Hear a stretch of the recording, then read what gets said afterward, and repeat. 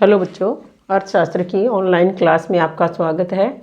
हम आज 12वीं क्लास का टॉपिक लेके आए हैं लेसन 8 का उपभोग प्रवृत्ति और बचत प्रवृत्ति। आज हम उपभोग प्रवृत्ति और बचत प्रवृत्ति के बारे में पढ़ेंगे। एक अर्थव्यवस्था के अंदर उपभोग करने की प्रवृत्ति क्या होती है, व्यवहार क्या होता है और बचत करने की प्रवृत्ति क्या होती है। उपभोग प्रवृत्ति का देखो, केन्स का जो आय और रोजगार का सिद्धांत है उसमें इसका व्यापक प्रयोग किया जाता है। बहुत इस धारणा का बहुत बार इसका प्रयोग किया जाता है। बहुत इम्पोर्टेंट धारणा है ये केन्स के अनुसार उपभोग प्रवृत्ति। तो उपभोग प्रवृत्ति क्या होती है, आय के विभिन्न स्तरों के ऊपर। सबसे पहले हम यही करेंगे उपभोग प्रवृत्ति। उपभोग प्रवृत्ति क्या है कि आय के विभिन्न स्तरों के ऊपर उपभोग का स्तर क्या है। जो आय के विभिन्न स्तर हैं अर्थव्यवस्था के अंदर, उसमें जो उपभोग का स्तर है उसको हम क्या कहते हैं, उपभोग की प्रवृत्ति। यानी कि लोग अपनी आय का कितना हिस्सा खर्च करते हैं, उनकी खर्च करने की आदत कह सकते हैं एक सिंपल भाषा में कि उनकी खर्च करने की प्रवृत्ति क्या है। तो उपभोग प्रवृत्ति के दो कॉन्सेप्ट हैं। एक तो है औसत उपभोग प्रवृत्ति, औसत उपभोग प्रवृत्ति, औसत उपभोग प्रवृत्ति,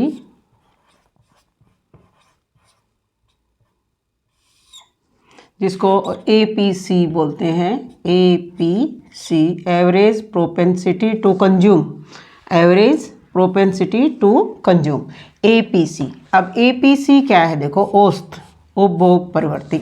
औसत उपभोग प्रवृत्ति होती है कि किसी भी अर्थव्यवस्था के अंदर जो कुल आय है और कुल उपभोग है, कुल उपभोग और कुल आय के अनुपात को हम क्या कहते हैं, APC, औसत उपभोग प्रवृत्ति।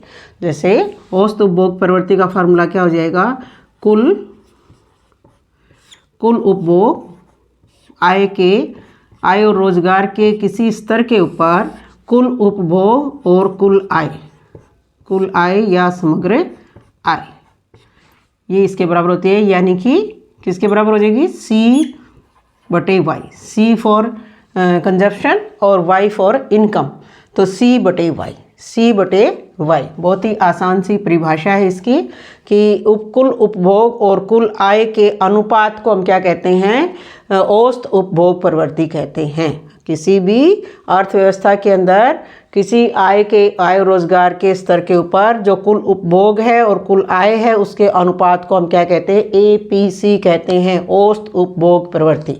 जैसे हम इसके ऊपर सवाल आते हैं कई। मान ले कोई अर्थव्यवस्था है, उसमें 100 करोड़ जो है वो आय है, 1000 करोड़ रुपए आय है, प्रयोज्य आय है, और उसका जो कंजप्शन है वो 750 करोड़ है। तो औसत APC क्या होएगा, यानी कि APC औसत उपभोग प्रवृत्ति क्या है, तो वो क्या हो जाएगी, C/Y। C क्या है, 750, और ये क्या है, 1000। तो ये कट जाएगा, तो ये क्या आ जाएगा हमारा 3/, या ऐसे ही कर लो, दो के बाद पॉइंट लगा लो, इसमें ऐसे भी कर सकते हैं, 2 के बाद पॉइंट लग जाएगा, नीचे 100 है ना, तो ये जगह 0.75 क्या आ जाएगा, APC आ जाएगा। यानी कि लोग अपनी आय का 75% भाग जो है वो खर्च कर देते हैं। इसका मतलब क्या हुआ कि लोग जो अर्थव्यवस्था के अंदर लोग जो है वो अपनी आय का 75% हिस्सा जो है वो खर्च करने में प्रयोग कर लेते हैं। और भी देखो, मैंने ये सवाल लिखे हैं। मान लिया आय है 100 करोड़ आय है एक अर्थव्यवस्था के अंदर, और उपभोग व्यय जो है वो है 80 करोड़। तो APC क्या हो जाएगी, वही फार्मूला लगाना है। APC क्या होती है, C/Y, यानी कि 80/100 तो 0.8। और इसमें इसी तरह से ये 200, जब आय बढ़ गई 200 तो उपभोग का लेवल भी बढ़ गया। उपभोग का लेवल क्या हो गया, 120। तो ये क्या आ जाएगी हमारी APC, उल्टा कर दिया ये, C/Y है ना, तो 120/200, 120/200, तो ये क्या आ जाएगा हमारा, ये आ जाएगा 6.6, और ये क्या आ जाएगा 150/200, 300, सी जो है हमारा 150 है और वाई 300, तो ये आ जाएगा हमारा 0.5। तो इस तरह से APC हम निकाल लेते हैं। औसत उपभोग प्रवृत्ति कैसे निकालते हैं? C बटे वाई, उपभोग बटे आई, उपभोग बटे आई, कुल उपभोग बटे कुल आई। तो बहुत ही आसान सा फार्मूला है इसका, ये सवाल आते हैं कई बार इस तरह के। अगला जो है इसका एक तो औसत उपभोग प्रवृत्ति, दूसरा होता है भाई सीमांत उपभोग प्रवृत्ति। सीमांत उपभोग प्रवृत्ति, सीमांत उपभोग प्रवृत्ति। सीमांत उपभोग प्रवृत्ति क्या होती है? सीमांत उपभोग प्रवृत्ति MPC, marginal propensity to consume, MPC बोलते हैं उसको। तो MPC का फार्मूला है चेंज इन कंजप्शन बटे चेंज इन इनकम, कि उपभोग में परिवर्तन बटे किसमें? आय में परिवर्तन, यानी कि उपभोग में परिवर्तन और आय में परिवर्तन के अनुपात को हम क्या कहते हैं? सीमांत उपभोग प्रवृत्ति कहते हैं। जैसे इसी सवाल से हम ये भी कर सकते हैं, देखो आय में परिवर्तन क्या होया? आय में परिवर्तन को हम डेल्टा वाई से लिखेंगे, वाई में परिवर्तन 100 का, और इसमें उपभोग में परिवर्तन कितना हो गया? चेंज इन कंजप्शन, ये कितना हो गया? 40 का। तो MPC क्या होगी यहाँ पे हमारी? MPC क्या हो जाएगी? 40/100.4 क्या हो जाएगी? 0.4। MPC क्या आ जाएगी? 0.4। देखो आय में परिवर्तन 200 का और उपभोग में परिवर्तन 40 का हो गया ना, 120 माइनस 80, तो क्या हो जाएगा? 40/100। ये आ जाएगा यहाँ पे, ये इस तरह का ये फार्मूला हमने लगाया, तो ये आ जाएगा 40/100.4, यानी कि 40%। फिर है इसी तरह से ये भी अगला भी कर सकते हैं हम। यहाँ पे अंतर कितना आ गया? 100 का। यहाँ पे डेल्टा वाई क्या है? 100, और यहाँ पे डेल्टा सी क्या बन जाएगा? डेल्टा सी बन जाएगा हमारा 30, तो ये आ जाएगा 30/100। यहाँ पे MPC क्या आ गई हमारी? 0.3। तो इस तरह से हम MPC और APC निकाल सकते हैं। तो ये उपभोग प्रवृत्ति के दो कॉन्सेप्ट हैं, औसत उपभोग प्रवृत्ति और सीमांत उपभोग प्रवृत्ति।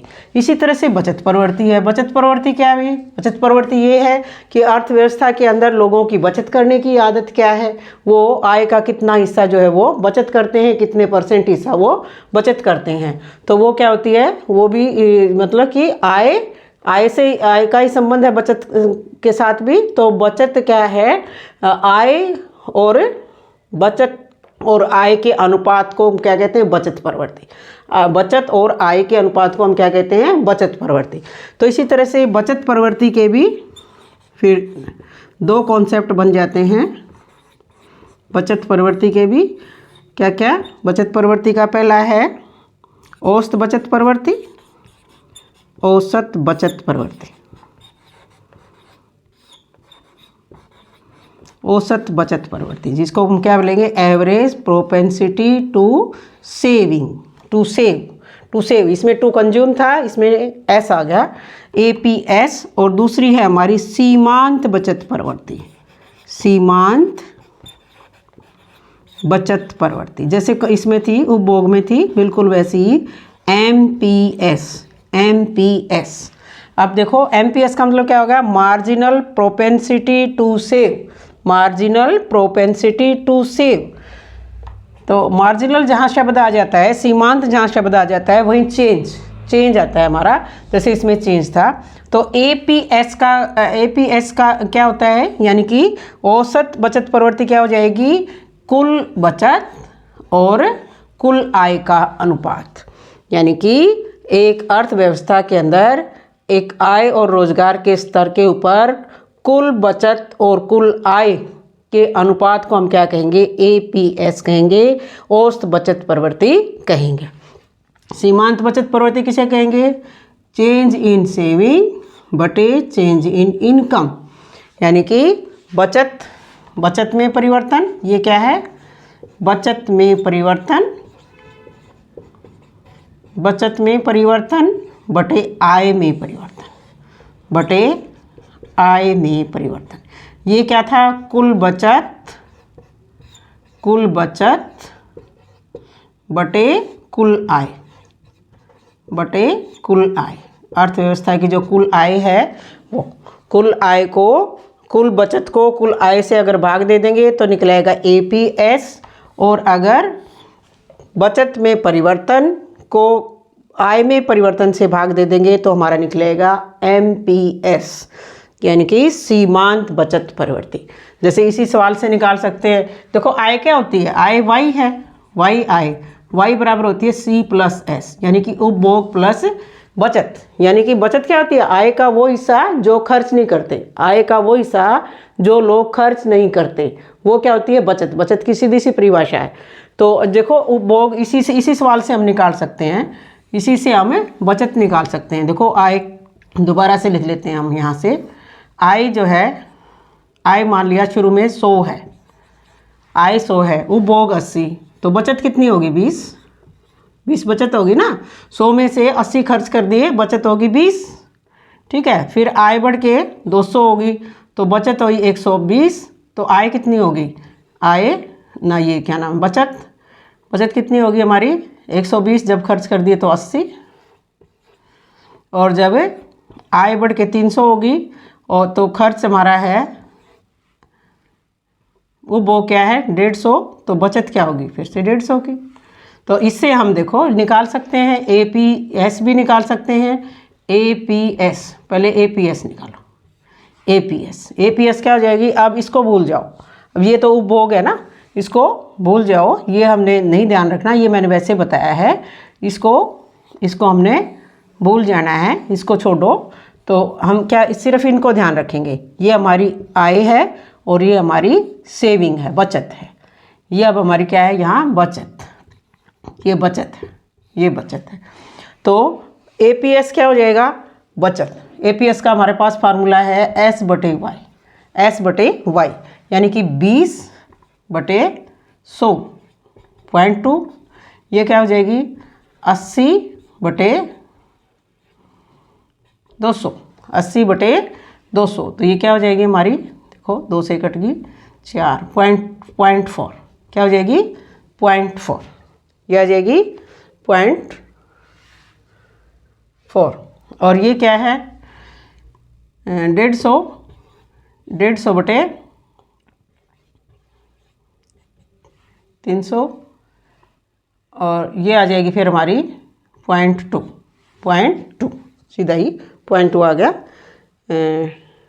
0.5, सॉरी 0.5, इसको काटोगे तो 2 आया ना, फिर ये आ गई 0.5। तो ये क्या होगी हमारी? APS ऐसे निकालते हैं, APS ऐसे निकालते हैं, ठीक है। अब हमारी रहेगी MPS कैसे निकालोगे? तो कोई यहाँ स्पेस नहीं है, MPS हम यहाँ निकालते हैं। MPS का फार्मूला क्या है? डेल्टा S बटे डेल्टा वाई। अब देखो भी डेल्टा वाई क्या? डेल्टा वाई यहाँ से निकालो, वही चेंज इन वाई, 100 चेंज हुआ। और बचत में कितना परिवर्तन आया भी? बचत में आया 60 का। बचत में क्या अंतर आया? 60 का। तो ये क्या हो जाएगा हमारा?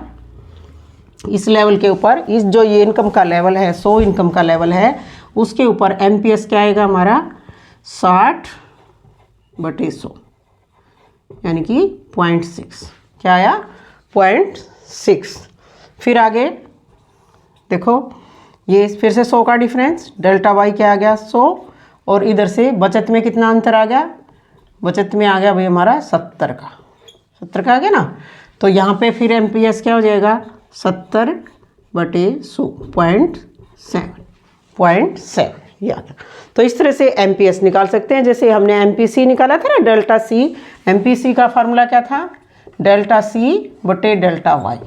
और MPS का फार्मूला क्या है? डेल्टा S बटे डेल्टा वाई। तो बहुत ही आसान से सवाल है, ये कई बार एग्जाम में पूछ लिए जाते हैं। और एक बात है कि जैसे ये होता है कि MPC, APC और APS, यानी कि बचत प्रवृत्ति का भी औसत और इसका उपभोग प्रवृत्ति का भी औसत, ये बराबर 1 होता है, बराबर 1। और सीमांत, दोनों का सीमांत यानी कि MPC बटे प्लस MPS, ये भी 1 होता है। तो कई बार इसमें पूछ लिए जाते हैं, ये ऑब्जेक्टिव टाइप क्वेश्चन में पूछ लिए जाते हैं, दे देते हैं कई सारे फार्मूले, तो उसमें करेक्ट के ऊपर निशान लगाना होता है। अब देखो, अब ये भी लिखा मिल जाता है कई बार 1, यानी कि ये ऐसे ये ऐसे आ जाता है APS बराबर 1 माइनस APC। ये और ये सेम ही हुआ ना, हम APC को इधर लेके चले गए, या APC बराबर क्या हो जाएगा 1 माइनस APS। इनमें से किसी एक को इधर लेके जाओगे तो क्या हो जाएगा, माइनस हो जाएगा ना। इसी तरह से मान लिया ये MPC निकालना है तो क्या हो जाएगा 1 माइनस MPS। 1 में से ये घटा दोगे कोई भी एक, क्योंकि दोनों का टोटल 1 है, तो इनमें से अगर 1 में से ये घटा दिया तो ये आ जाएगा, और 1 में से अगर ये घटा दिया तो ये आ जाएगा। इसी तरह से 1 में से ये माइनस किया तो ये आ गया, और 1 में से ये माइनस किया तो ये आ गया, क्योंकि दोनों का टोटल 1 होता है। तो कई बार ये objective type, multiple type questions के अंदर क्या होता है, ये दे दिया है फार्मूला, एक फार्मूला ये दे दिया, एक ये दे दिया, और एक फिर इसका उल्टा दे दिया कि APC बराबर 1 माइनस APS, और एक कोई रॉन्ग दे दिया, तो यूँ पूछ लिया कि इनमें से कौन सा इनकरेक्ट है, कौन सा गलत है। तो ये तीनों ही फार्मूले सही हैं, कोई और जो दूसरा दिया होगा वो गलत है। तो ये घुमा फिरा के भी इस तरह के दे देते हैं। कई बार सवाल ऐसे आ जाते हैं, जैसे मान लिया यही सवाल हमने किया था कि इनकम तो है 1000 करोड़ किसी अर्थव्यवस्था की, और ये कंजप्शन है, आप सेविंग निकालिए, यानी कि APS निकालिए, APS या APS निकालिए, एवरेज प्रोपेंसिटी टू सेव। तो अब हम ये देखेंगे कि भी C तो दे रखा है, और हम इससे ये तो निकाल लिया हमने, इससे APC तो हम आराम से निकाल लेंगे, क्योंकि APC का फार्मूला हमें पता है, C बटे Y, और C और Y दोनों दे रखे हैं, लेकिन हमें चाहिए सेविंग। तो वो 2 तरीके से निकाल सकते हो, या तो शुरू में यहाँ सेविंग निकाल लो, या तो शुरू में यहाँ सेविंग निकाल लो। सेविंग जैसे क्या होती है, Y माइनस C। देखो ये हमने लिखा था कि Y बराबर C प्लस S, यानी कि उपभोग प्लस बचत। तो अगर बचत हमें निकालनी है तो C को Y में से निकाल दो, तो ये यहीं से निकाल लो। Y हमारी थी 1000 और सेविंग थी 750, तो ये 250 करोड़ रुपए आ गया। अब वो निकाल लो, ये S आ गया ना, तो अब हम APS निकाल सकते हैं। APS निकालोगे तो क्या हो जाएगा, 250 बटे 1000 0.25 ऐसे निकाल सकते हैं, या फिर हम इस फार्मूले से भी निकाल सकते हैं। ये जो हमारे पास फार्मूला है APC हमने निकाल लिया। APC क्या आ गया हमारा 7। अब 1 में से इसको माइनस कर दो, 1 में से इसको माइनस करोगे तो ये आ जाएगा 0.00 करके, और फिर माइनस करोगे तो ये आ जाएगा 0.25। तो ऐसे भी निकाल सकते हो APS। इसी तरह से MPS, मान लिया हम MPC इजीली निकल गया सवाल में, और हमें चाहिए MPS marginal propensity to save चाहिए, हमें सीमांत बचत प्रवृत्ति चाहिए, तो वो 1 में से माइनस करके निकाल लो, इस फार्मूले से निकाल लो लास्ट में, तो हमारा सही निकलेगा। ये मुश्किल नहीं है, बिल्कुल आसान सवाल है, बुक में बहुत सारे सवाल दिए हुए हैं, आप इनको करना आराम से निकल आएंगे। देखो APC प्लस APS चाहिए, तुम हमने निकाला है ना, इसमें से भी कर सकते हो।